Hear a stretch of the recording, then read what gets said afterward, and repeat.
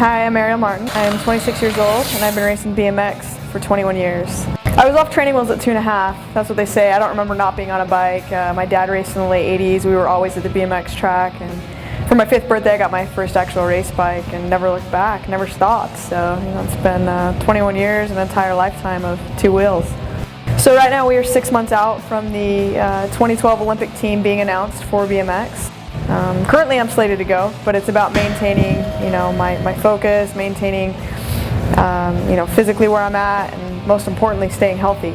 It's a big aspect of this sport. Most recently I had a separated AC in my shoulder, and then the latest injury is this thumb ligament, which has been a persistent problem for 6 months now, and I finally just had surgery on it about a month ago.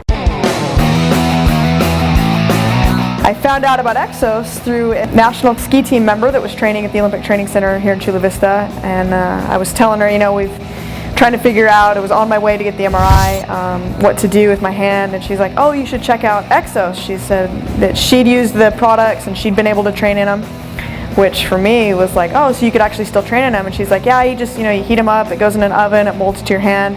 That way she could hold onto her ski poles. She was like, I don't know if it works the same for a bike, but you could try it out. We got a hold of Exos, was able to continue to train, made it through the end of the season, and got surgery 2 weeks after my season ended. It's been a pretty great experience because the splint allows me to, still work out. I'm not getting that atrophy now in my hand or my arm, which was, the cause of this injury in the first place.